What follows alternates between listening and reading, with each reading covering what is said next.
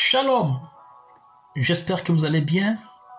Il fait un peu tard, mais je pense qu'il est préférable de faire ce genre de déclarations lorsque tout le monde dort, tout est tranquille et puis vous parlez de la parole.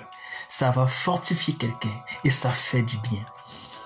Je vais dire quelque chose qui va peut-être réveiller un chrétien, un fils de Dieu qui dormait quelque part, qui s'inquiétait, qui est peut-être aujourd'hui dans la tristesse. Il est confus, mais il a oublié qu'il y a une personne qui est capable de répondre à toutes ses requêtes. Vous savez, un fils de Dieu ne peut pas, et je dis bien ne doit en aucun cas se lamenter, bouder. Il est là, s'inquiéter. Non, une fille de Dieu, un fils de Dieu, lorsqu'il a des problèmes, il doit connaître c'est quoi le code, c'est quoi la norme. Parce qu'un fils de Dieu, une vraie fille de Dieu, doit formuler ses prières à travers des cris. Parce que vous savez quoi? Dieu n'aime pas entendre ses enfants crier. C'est comme une mère qui ne veut pas entendre son fils ou sa fille crier. Non, Dieu aussi ne veut pas cela. C'est pour cela, quand vous avez des soucis, vous avez des problèmes, il faut formuler vos prières à travers des cris. Vous savez, dans la Bible, il y a une histoire qui dit, lorsque Ismaël commençait à crier dans le désert, qu'est-ce que Dieu avait fait? Il envoyait un ange pour aller dire à Agar, « Agar, j'ai entendu les cris d'Ismaël. » Et qu'est-ce que Dieu a fait?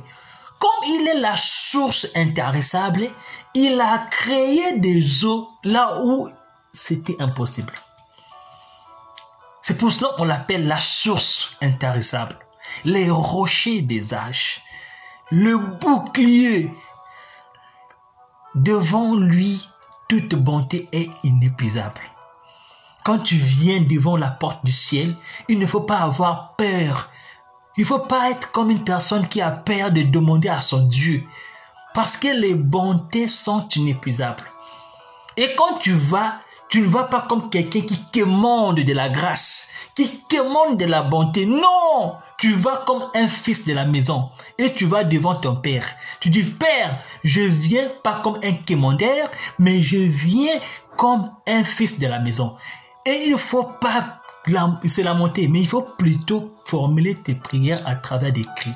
Et comme lui n'aime pas entendre les cris, il va toujours te donner la solution. C'est pour ça qu'on l'appelle la solution. C'est pour ça qu'on l'appelle la parole. Parce que la parole était, au commencement, la parole était Dieu. Et la parole était avec Dieu. Et la parole aujourd'hui est devenue Dieu. Et c'est pour cela tout passera, mais seule la parole qui va subsister. C'est pour ça qu'il faut rester dans la parole. Prends la parole, dialogue avec ton Dieu. C'est à travers la parole que tu vas dialoguer avec ton Dieu. Et Dieu va accorder ce que ton cœur désire. Amen, Dieu te bénisse mon frère.